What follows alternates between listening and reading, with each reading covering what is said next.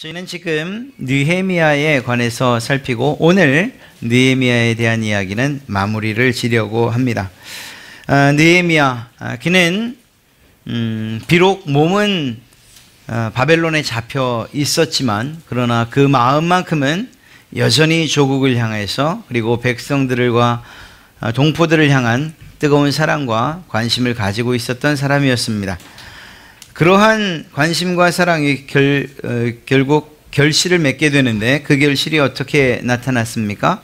무너진 성벽과 불타버린 성문의 재건을 허락받지요. 또 곡으로 돌아오는 동안에 안전 또한 보장받습니다. 뿐만 아니라 재건에 필요한 모든 물자도 제공받고 지원받게 됩니다.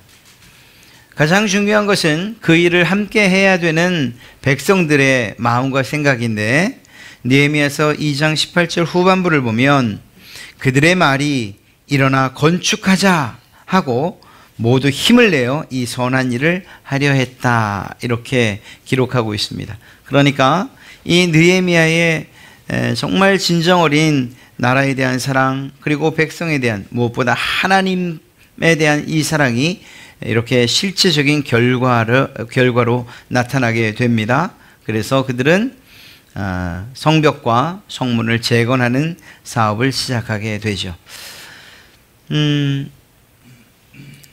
고향으로 돌아온 이 느헤미야가 3일이 지난 이후에 어떠한 일을 하게 됩니다. 그것은 무엇이었는가 하면 몇몇 사람을 데리고 밤에 무너진 성벽과 그리고 불타버린 성문, 즉 이 성을 한번 돌며 살피는 일을 하게 됩니다. 지도자로서 그리고 조국과 동포를 사랑하는 그러한 마음을 가지고서 무너진 성벽을 바라보는 느헤미야의 심정이 어땠을까 하는 이런 생각을 해보게 됩니다. 아무에게도 말하지 않고 단지 몇몇만 데리고 갑니다. 하나님께서 자기에게 주셨던 그 마음을 움직여서 예루살렘에 일하도록 하셨다라는 이 사실을 누구에게도 말하지 않은 채 그저 예루살렘 성을 한번 살펴본 것이죠. 그리고 나서 그들에게 독려하고 우리 무너진 성벽과 그리고 불타버린 성문을 재건합시다, 이렇게 백성들에게 힘을 주고 용기를 줘서 그 일을 시작하게 됩니다. 느헤미야를 도와서 백성들이 자원하는 마음으로, 또 함께 일하는 동력하는 마음으로, 또 한편으로는 희생하는 마음으로 성벽 재건에 박차를 가하게 되는 것이죠.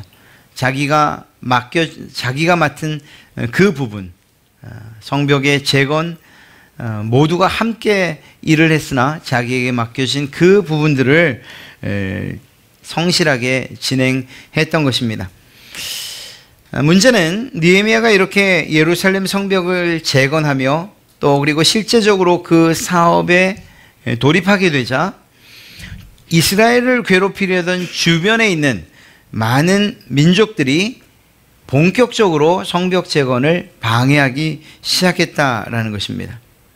그들은 이스라엘 백성들이 스스로 낙심하게 하고자 하는 그러한 전략을 쓰고 그래서 수시로 공격해 가고 또한 조롱하기까지 합니다.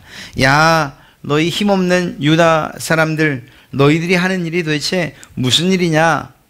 너희가 하고 있는 그 일, 건축하는 그 돌 성벽엔 여우 한 마리가 올라가도 모두 무너져 버릴 것만 같구나, 이렇게 조롱을 하면서 비웃기까지 합니다.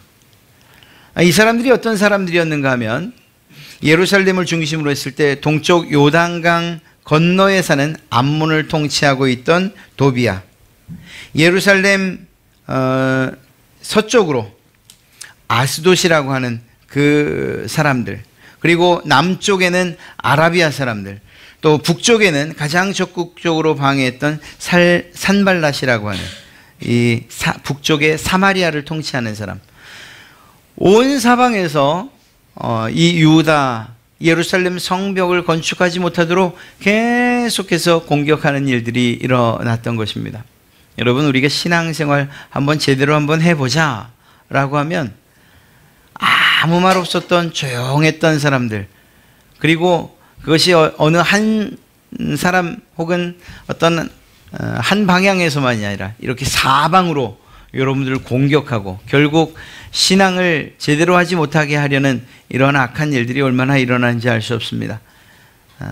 바로 이 유다 사람들, 예루살렘 성을 재건하려는 이들에게도 이와 같은 시험들이 일어나게 됩니다. 뿐만 아니라 문제에 대한 그리고 걱정과 근심은 내부적으로도 일어났습니다. 계속되는 공격과 그리고 조롱과 비웃는 일들이 일어나자 내부적으로 느헤미야서 4장 10절을 보면 유다 사람들은 이르기를 흙무더기가 아직도 많거늘 짐을 나르는 자의 힘이 다 빠졌으니 우리가 성을 건축하지 못하리라 라고 하는 이런 부정적인 평가들이 나오기 시작합니다. 우리가 성벽을 쌓으려고 하는데 이제는 힘이 다 빠져버렸다. 그래서 성을 건축하지 못할 것이라 하는 이러한 부정적인 생각들까지 일어나게 됩니다. 지쳤지요, 피곤하지요, 낙심했지요, 불가능하다는 이러한 이야기 나오죠. 또 외부적으로는 공격이 계속되어서 그것에 대한 불안감이 좀처럼 사라지지 않는, 하나님께서 기뻐하시고 또 하나님께서 마음에 품게 하신 그 일을 하려고 할 때에 이런 많은 문제들과 그리고 시험거리들이 생긴다라는 것입니다. 느헤미야가 이 일에 대해서 어떻게 대처하는가, 이것은 우리가 신앙생활을 하면서 겪는 여러 가지 문제들과 어려움을 어떻게 대처해야 되는가 하는 그러한 해답을 줄 것입니다. 그는 먼저 기도하는 모습을 보게 됩니다. 느헤미야서 4장 4절부터 5절을 보면 우리 하나님이여 들으시옵소서, 우리가 업신여김을 당하나이다. 원하건대 그들이 욕하는 것을 자기들의 머리에 돌리사 노략거리가 되어 이방에 사로잡히게 하시고 주 앞에서 그들의 악을 덮어두지 마시며 그들의 죄를 도말하지 마옵소서. 그들이 건축하는 자 앞에서 주를 노하시게 하였음이니이다. 하나님 들어주십시오. 우리가 하나님께서 기뻐하시는 일을 함에도 불구하고 업신여김 당하고 조롱당하고 우리가 이렇게 공격당하고 있습니다. 하나님, 우리의 이 문제를 주님께서 해결해 주십시오. 여러분이 어떠한 문제를 당한다 할 때에 그때에 낙심하고 절망하고 할 수 없다고 그렇게 말하지 마십시오. 맞습니다. 내 힘으로는 할 수 없는 것 사실입니다. 그러나 우리에게는 우리가 믿고 따르는 그리고 신뢰하는 또한 우리를 그토록 사랑하시는 하나님이 계시지 않습니까? 문제가 있다면 하나님 앞으로 나오셔서 이 느헤미야처럼 기도하시기 바랍니다. 우리 하나님이여 들어주십시오. 내 기도를 들어주십시오. 이 문제들로부터 우리를 구하여 주십시오. 이것이 우리가 해야 할 가장 첫 번째 일인 줄로 믿습니다. 또한 성실하게 자기가 맡은 바, 자기에게 맡겨진 바 이 사명을 감당해야 됩니다. 만약 지도자라면 그러한 사명을 감당하도록 계속해서 독려하는 이러한 일들이 있어야 될 것입니다. 아울러 알맞은 대처 방법도 필요합니다. 이렇게 공격하는 일들 때문에 불안감과 또 절망감이 생겼다는 사실을 안 느헤미야는 이들에게 일하게 하는 것뿐만 아니라 또 다른 한 가지를 부탁합니다. 그것은 바로 한 손에 무기를 드는 것입니다.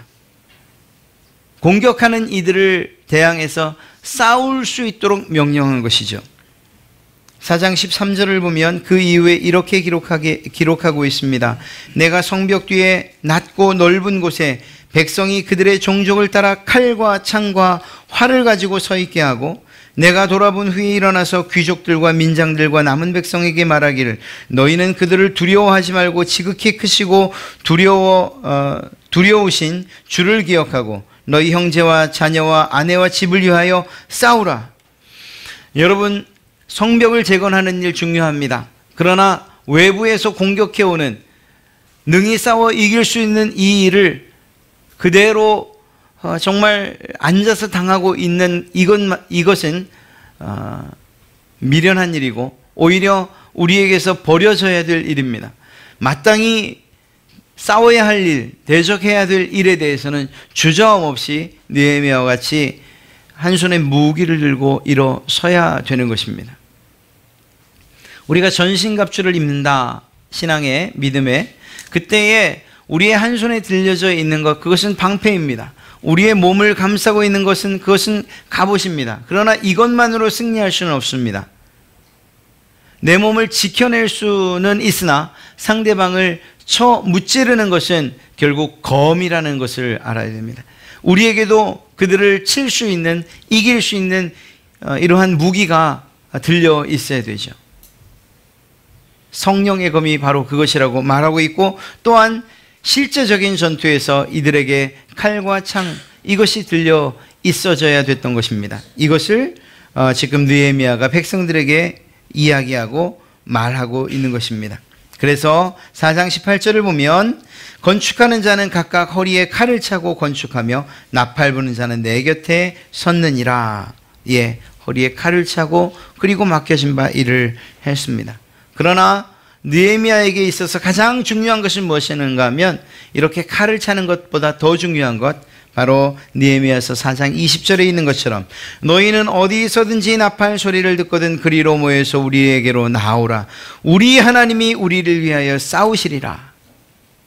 비록 칼은 백성들이 차고 있었지만, 그것을 느헤미야가 명령했지만, 그러나 승리케 하시는 그분은 오직 하나님이시라는 이 사실만큼은 느헤미야에게 조금도 변함이 없었습니다. 그래서 그가 싸울 때에 하나님께서 우리를 이기게 하실 것이라는 이러한 믿음으로 싸우게 했던 것이고, 또 그렇게 백성들을 격려했던 것입니다. 그렇습니다. 우리가 어떠한 문제를 만날 때에 그것을 위해서, 그것의 해결을 위해서 기도해야 됩니다. 또 우리의 노력을 아끼지 말아야 됩니다. 그러나 궁극적으로 우리에게 있어야 되는 한 가지 사실은 무엇인가 하면, 하나님께서 우리를 도우시고 하나님께서 반드시 이기게 하실 것이라는 하나님을 향한 이 경외감과 믿음이 우리에게서 결코 떠나지 말아야 하고, 우리가 결코 잊어버리지 말아야 할 것이라는 것이죠. 하나님을 경외한, 하나님을 의지하는 이것이 우리에게, 바로 여러분들에게 있어야 될 것임을 믿습니다. 하나님을 바라보는 이것이야말로 승리에, 또한 모든 문제의 해결에 가장 중요한, 그리고 가장 원동력이 되는 힘이 될 줄로 믿습니다.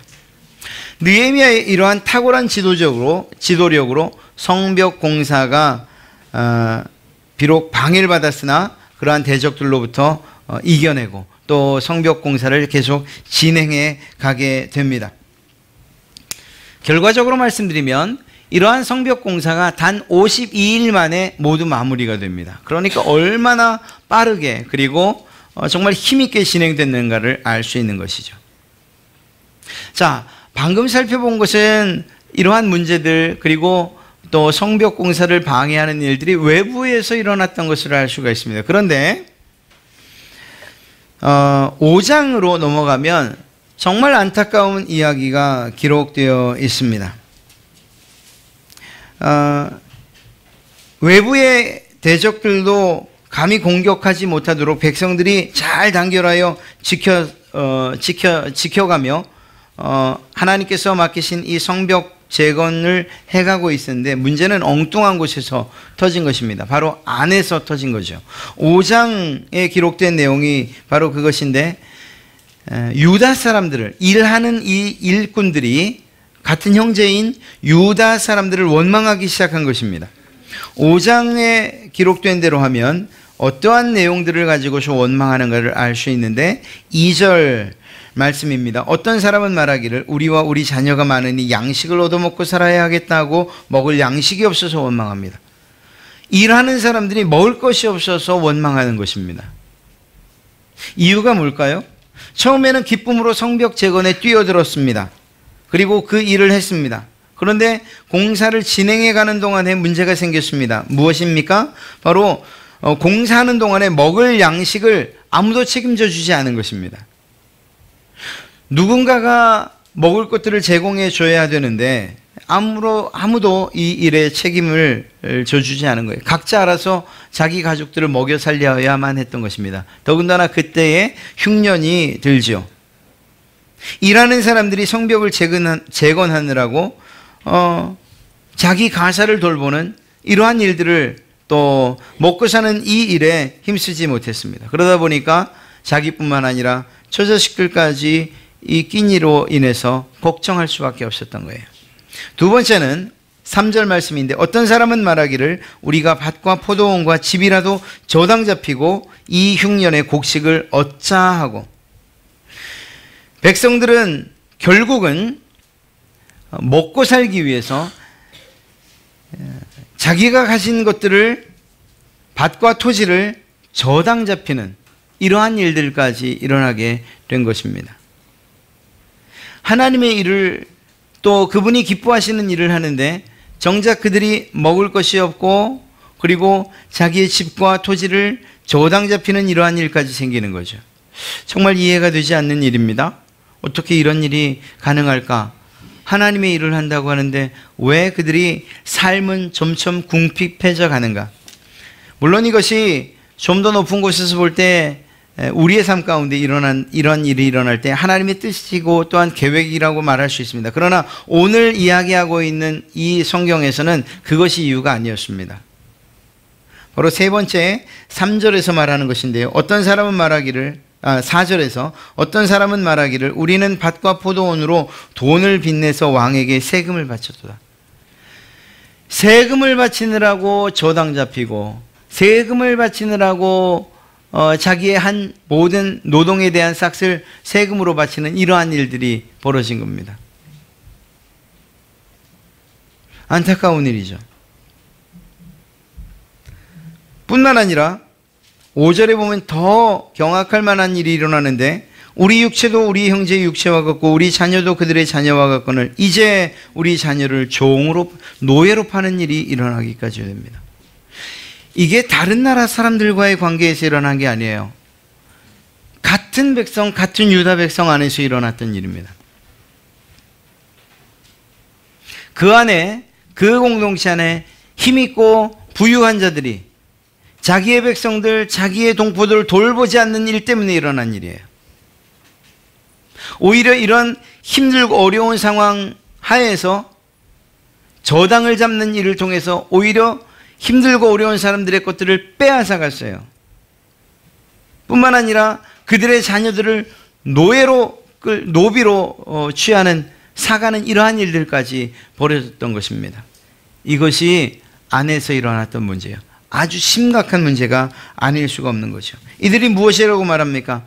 우리 육체나 우리 몸이나 저들의 몸이나 똑같고 우리의 자녀들이나 저들의 자녀들이나 귀한데 왜 우리는 우리의 자녀들을 저들에게 종으로 팔면서까지 이 일을 해야 됩니까? 라는 이러한 한탄스러운 이야기가 나오기 시작한 거예요.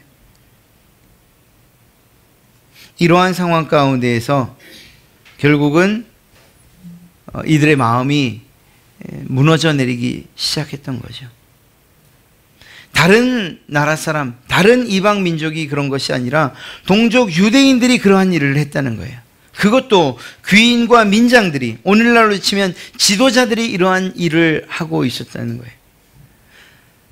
느헤미야의 그러한 독려에 따라서 정말 해보자는 이러한 말에 따라서 백성들은 자기의 모든 것들을 희생해가면서 성벽을 짓고 있는데 그 때를 이용해서 지도자라고 하는 사람들이 백성의 굶주림 그리고 그들의 연약함, 그들의 가난을 이용해서 그들의 자식들을 노예로 삼고 또 그들의 밭과 그들의 집을 저당 잡아 결국 자기의 것으로 삼는 이런 안타까운 일들이 일어났던 거예요. 고리대금업을 하면서 이자로 인해서 결국은 모든 것들을 다 빼앗아가는 이러한 일들을 했던 사람들, 그들이 있었다는 거예요. 이러한 문제가 결국 이스라엘 백성들이 성벽을 짓고자 하는 이러한 의욕을 상실하게 했던 것이죠. 느헤미야가 이 일에 대해서 분명하고 단호하게 이야기를 합니다. 5장 9절 말씀을 보면 이렇게 기록하고 있습니다. 내가 또 이르기를 너희의 소행이 좋지 못하도다. 우리의 대적 이방 사람의 비방을 생각하고 우리 하나님을 경외하는 가운데 행할 것이 아니냐.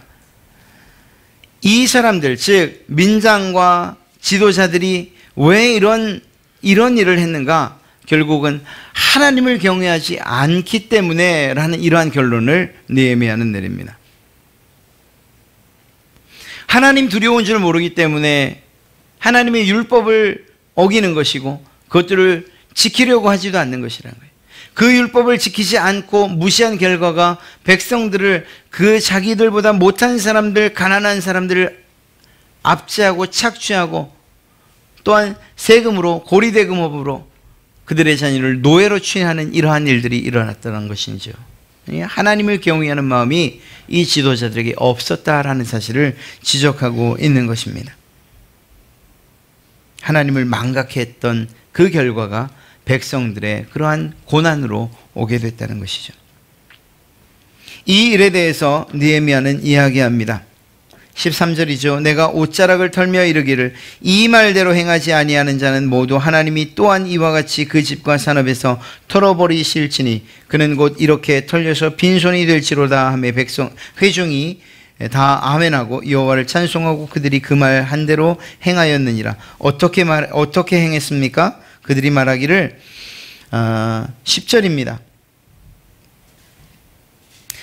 나와 내 백성 내 형제와 종자들도 역시 돈과 양식을 백성에게 꾸어 주었거니와 우리가 그 이자만 받기를 그치자. 그런즉 너희는 그들에게 오늘이라도 그들의 밭과 포도원과 감람원과 집이며 너희가 꾸어 준 돈이나 양식이나 새 포도주나 기름의 100분의 1을 돌려보내라 하였더니 그 민장과 그리고 그 지도자들이 말하기를 우리가 당신의 말씀대로 행하여 돌려보내고 그들에게서 아무것도 요구하지 아니하리이다 하기로 내가 제사장들을 불러 그들에게 그 말한 대로 행하겠다 하고 맹세하게 하고. 백성들이 정말 힘들어하고 어려워하는 이 일을 느헤미야가 중재해서 해결해 주었던 거예요. 그리고 그것을 제사장들에게 공증받았던 거죠. 그리고 그 일에 대해서 모든 백성들이 아멘이라는 말로서 이 문제가 해결됐던 거예요. 여러분, 어떠한 지도자라고 할 때에 이 느헤미야가 갖고 있는 탁월함은 단순하게 그들의 문제를 듣는 것, 이것으로 그치지 않는다는 거예요. 그 문제에 대해서 분명하고 명확한 그러한 해결을 주고 해답을 주고 있다는 거죠. 그리고 그 기준은 하나님을 경외함에 있다는 사실을 알게 됩니다. 너희가 하나님을 경외한다면 어떻게 이러한 일을 할 수 있겠는가? 하나님께서 주신 그 율법을 따라 산다면 어떻게 너희의 형제 또 너희의 동족들을 이렇게 압제할 수 있고 그들의 것을 착취할 수 있는가? 하나님께서 기뻐하지 않는 일이라는 이 말로 말이죠. 이것은 우리가 살고 있는 공동체 안에서도 마찬가지예요. 특히 교회 안에서 어떠한 직분을 맡고 또한 리더의 자리에 있다면 그들은 분명하고 공명정대해야 됩니다. 그래서 들을 수 있는 귀가 있어야 하고 그리고 판단할 수 있는 지혜가 있어야 하고 그것들을 행할 수 있는 의지가 있어야 됩니다. 그래서 이것이 하나님이 기뻐하지 않는 것이라고 한다면 분명히 알리고 그리고 그의 적절한 대응으로서 하나님께서 기뻐하시는 일을 하도록 그들을 격려하고 때로는 독려하고 때로는 그들을 권면하고 책망하는 일들이 있어야 되는 것. 이것이 교회 안에서의 지도자의 역할이라는 거죠. 그런데 더 중요한 한 가지를 더 말씀드린다면 그것은 무엇인가? 느헤미야가 단순하게 그 민장들과 그 지도자들을 향해서 너희는 잘못하고 있다, 이렇게 해서는 안 된다라고만 말하지 않았다는 거예요. 무슨 말인가 하면 이 느헤미야가 적어도 이런 말을 할 때에 그 지도자들이, 그 민장들이, 방백들이 아무 말하지 않고 느헤미야에게 그 느헤미야의 권명과 그리고 그가 제시한 그러한 해결 방안에 대해서 예, 우리도 그렇게 하겠습니다라고 말할 수밖에 없었던 한 가지가 있었던 거죠. 뭐 굳이 말하면 두 가지예요. 첫째는 하나님을 전적으로 신뢰하고 경외하는 그러한 느헤미야의 모습.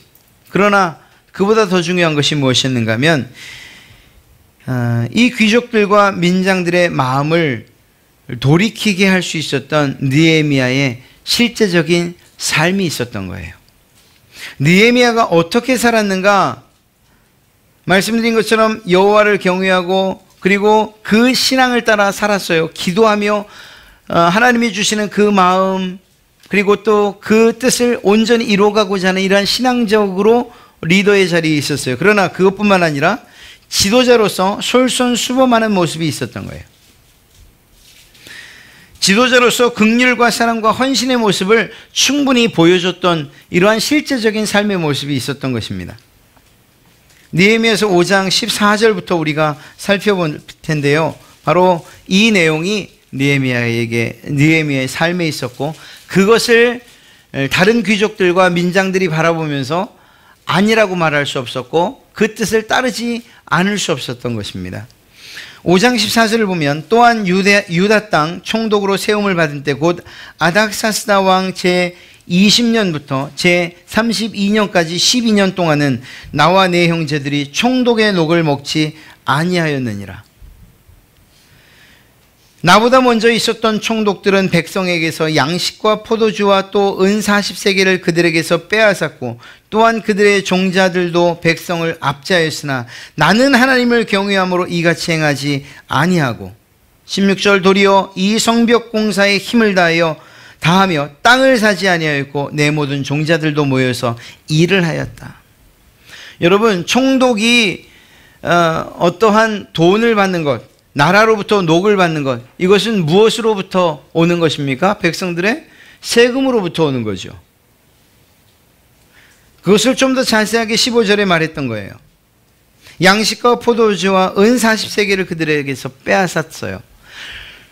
느헤미야가 있기 이전에 그 전에 총독들은 백성들에게 할 수 있는 대로 자기의 녹을 취할 뿐만 아니라 위에서는 이 월급을 받고 또 자기의 지위를 이용해서 그 백성들에게는 할 수 있는 대로 착취하고 압제하는 일들이 있었다는 거예요. 그러니까 그것 때문에 민장과 그리고 또 그 지도자들이 그 귀족들이 힘들게 일하는 백성들에게서 세금으로 고리대금으로 얻어가는 이 일들을 조금도 양심의 가책 없이 했던 거예요. 왜? 자기가 섬기던 그 총독들은 그렇게 해왔었거든요.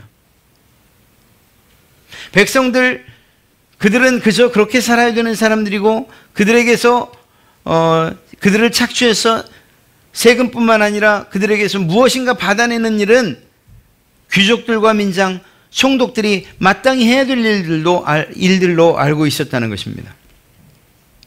그런데 이 일을 느헤미야는 하지 않았던 거예요.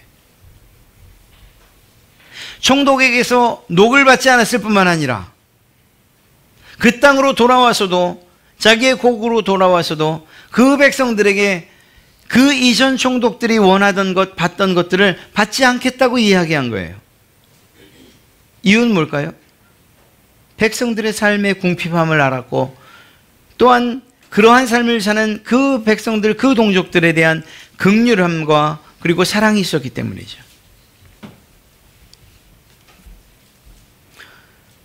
도리어 이 성벽 공사에 힘을 다했고 자기의 이익을 위해서 땅을 사는 일들, 이런 것들을 하지 않았고 이 일에 내 모든 종자들, 내 모든 친인척들도 다 이렇게 성벽 재건에 힘썼다, 이렇게 말하고 있는 거예요. 요새 말로 하면 친인척들이 없었다는 거죠.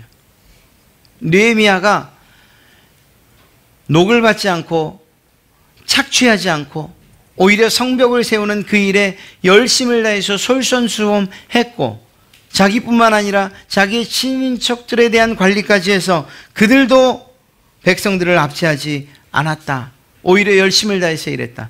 이렇게 할 수 있었던 단 한 가지 이유가 무엇입니까? 15절 뒤에 나는 하나님을 경외함으로 이같이 행하지 아니하였다. 이 일이 이렇게 살아간 실제적인 삶의 모습이 느헤미야와 느헤미야의 친인척들에게 있었기 때문에 그가 당당하게 귀족들에게, 민장들에게, 그 지도자들에게 너희도 백성들을 압제하지 말아라, 이렇게 말할 수 있었던 거예요. 여러분, 아무리 사소한 일이라 하더라도 가정에서나 혹은 교회에서나 여러분의 직장 안에서나 똑같이 적용되는 일이에요.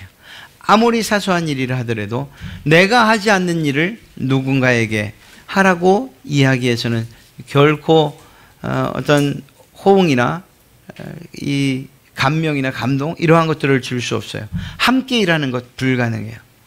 어려운 일들은 당신이 하고 그저 내가 이름 나는 일은 내가 하겠습니다. 이렇게 해서는 참된 지도자로서의 영향력을 발휘할 수가 없어요. 이건 가정에서도 마찬가지예요.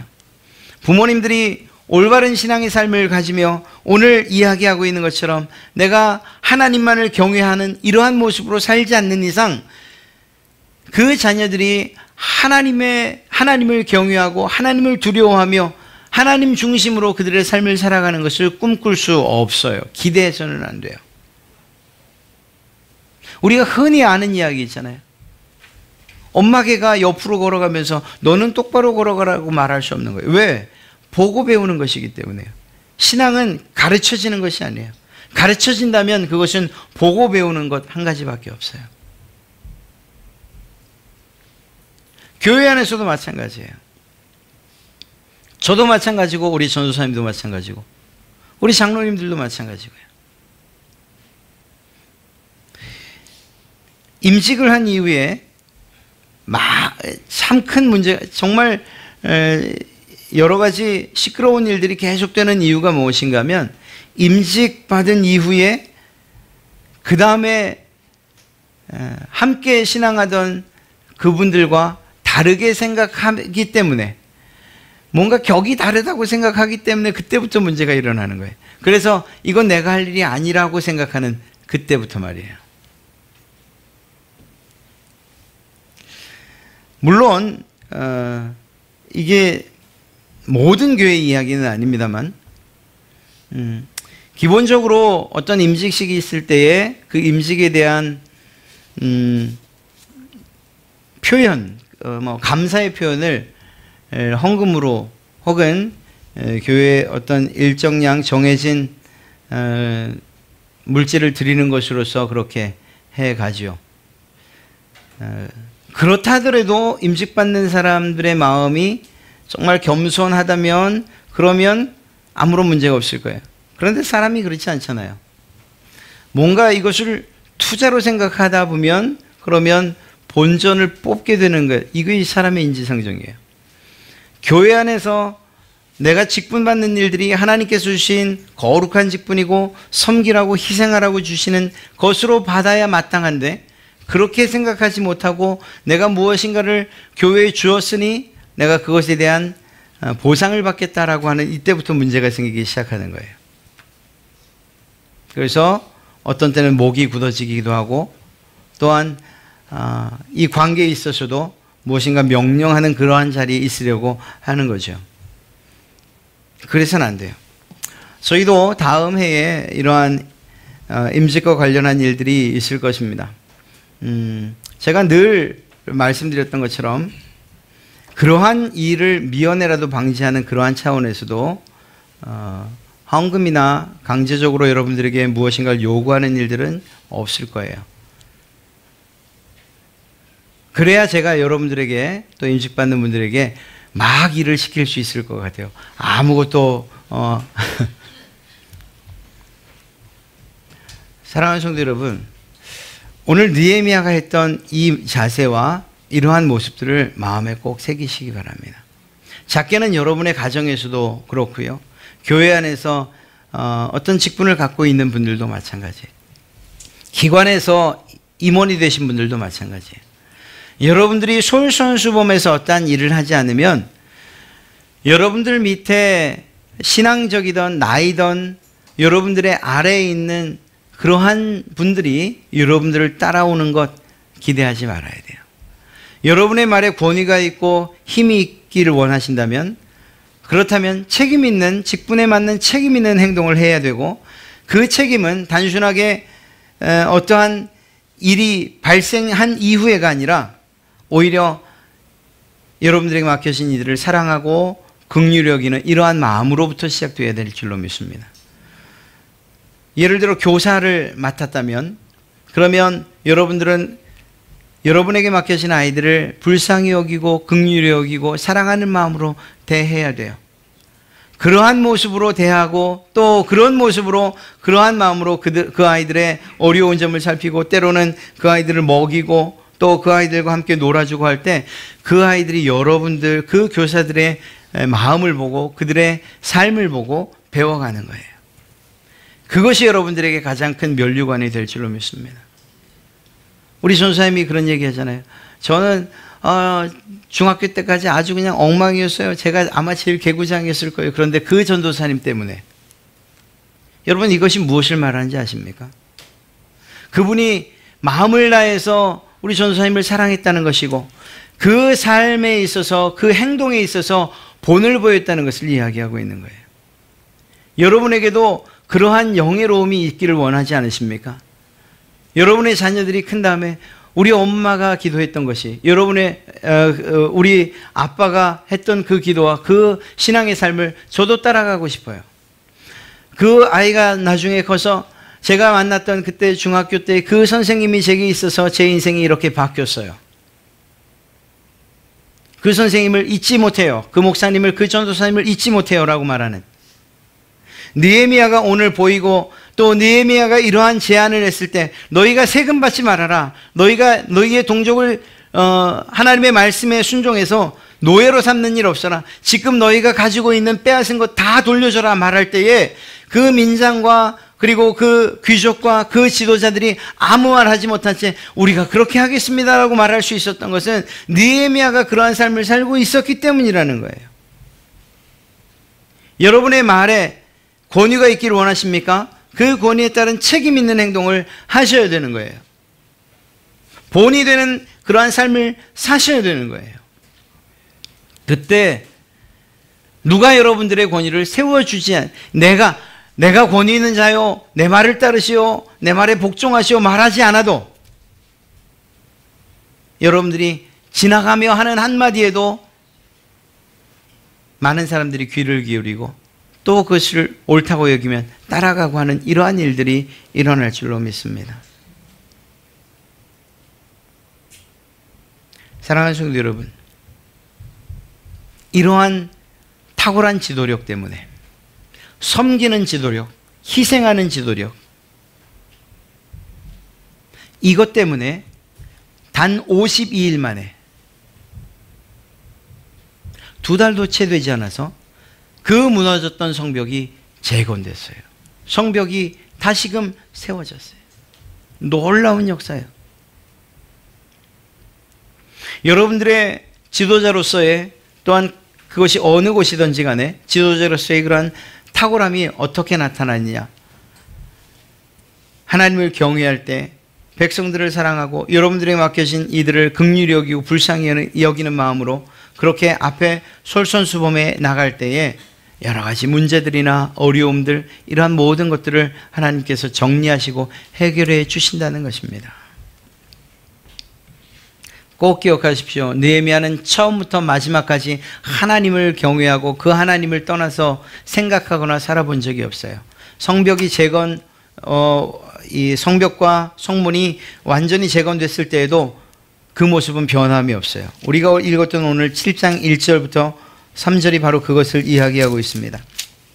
성벽이 건축됨에 문짝을 달고 문지기와 노래하는 자들과 레위 사람들을 세운 후에 네아오 하나니와 영문에 관한 하나니아가, 여러분,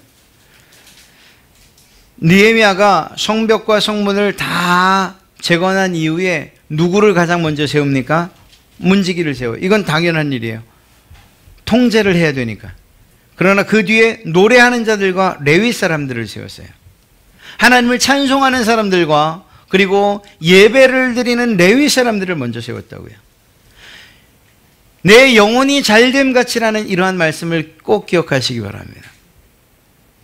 느헤미야는 온통 하나님 중심이었어요. 그래서 하나님께서 이 성을 지키신다는 이러한 생각들, 이 성을 건축하셨다는, 재건하셨다는 이 생각을 조금도 잊어버린 적이 없어요.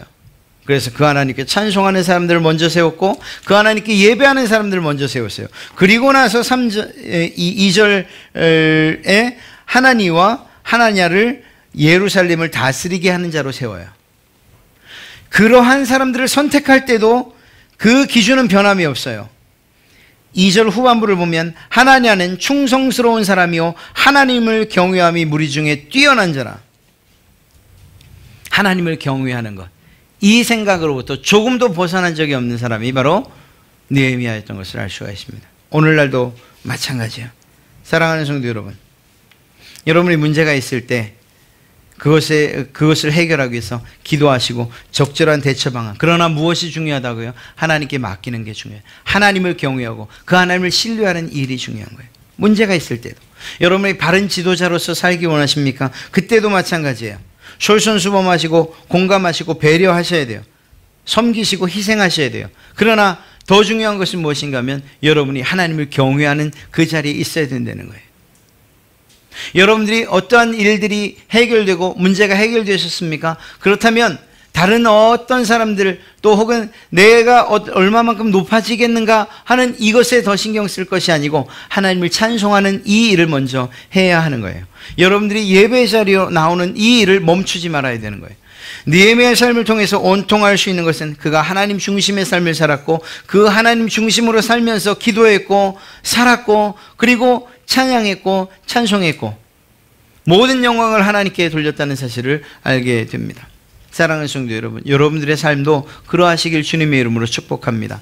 하나님을 경외하심으로 하나님 중심으로 사시는 그러한 삶을 사실 때에 그 어떤 문제도 문제가 되지 않을 것이고 여러분들을 통해서 참으로 삶이 변화되었다는 이러한 놀라운 간증들과 고백들을 여러분이 직접 듣게 되실 것입니다.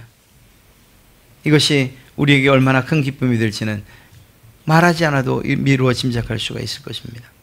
사랑하는 성도 여러분, 하나님 중심으로 서십시오.